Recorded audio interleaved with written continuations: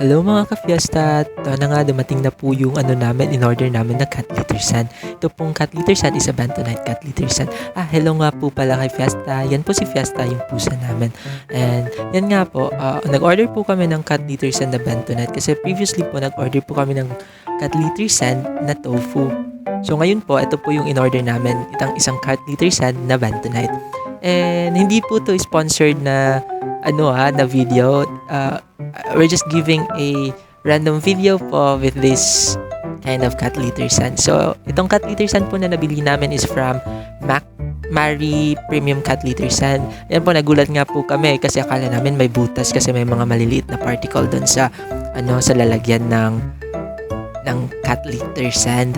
So, ayun na nga po. Ngayon po, naglilinis po ako ng cat litter sand ng pusa namin kasi sobrang baho na po. Tapos, maliit na lang. Tapos, kailangan ng palitan. Yan po. Ayan na. Malapit nang matapos yung paglilinis ko. Ngayon po, nag-spray na po ako ng pet odor eliminator para mawala po yung baho. Yan na naman po si Fiesta, yung pusa po namin, nagpapakute. At gusto niya pong gamitin na yung cat litter sand niya. Yan po yung mga gagamitin natin ngayon ng mga materyales para linisan po yung cat litter sand kasi sobrang baho na. Huwag niyo pong kakalimutan na gumamit po kayo ng gloves para po hygienic.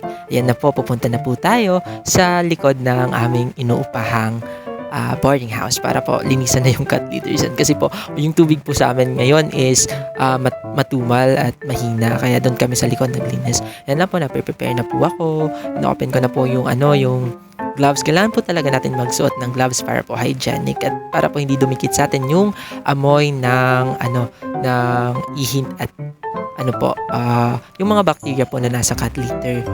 Hindi ko naman po sinasabi na madumi po talaga siya, pero mabaho po talaga siya. So, mabuti po talaga mag-gloves. Tatlo nga po palang cat litter yung ginamit po namin kasi hindi po kami palaging nandyan at busy po din kami sa paaralan. Yan na po, binuhusan na po namin ng pet odor eliminator para mawala po talaga yung baho niya. At binuhusan din po namin ng powdered na sabon para po talaga mawala yung baho kasi ang tindi po talaga ng baho ng ihi ng pusa. Yung ihi po talaga ng pusa yung pinakamabaho sa lahat. Yung poops po niya or yung tain niya po ay okay lang. Hindi naman po as in mabaho. Kaya na po, kailangan po talaga natin linisan yung cat litter sand natin para po iwas din po sa mga bacteria at possible infection po na pwedeng mapunta sa ating pusa.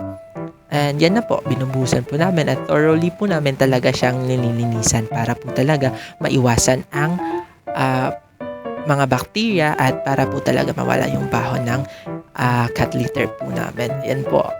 Alam niyo po, yan po yung ginagawa namin. Palagi po namin yung ginagawa para po talaga malinis at mabango yung cat litter po namin. Gumagamit din po pala kami ng fabric conditioner para po mawala po yung baho. Pero hindi po to yung binababada. Kailangan po i-rinse po natin to ng tubig kasi po yung amoy po ng pusa is matindi din. Kaya ayaw nila talaga ng mga mababangong bagay. Kaya ayan po. Ayan na po. Tapos na po tayo. Ngayon pa, ibibilad na po natin siya para po mag-dry na po yung natin, yung cat litter sand. And yan na po. Natuyo na po yung cat litter sand natin. Ngayon po ay magbubuhos na po tayo ng cat litter. Ayan na po ulit yung Marie Premium Cat Litter. Yan po. Inaayos ko po para po talaga maging maganda yung ayos ng cat litter. Yan po. Nagustuhan naman po ni Fiesta yung cat litter na binili namin. Ayan po. Yan na po. Ready na agad siya mag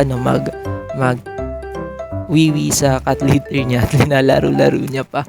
And yan nga po. Ayan na po yung yung cat litter po namin at nagustuhan po naman ng pusa po namin yung cat litter sand na nabili po namin. And it is so efficient po kasi hindi po siya mahal.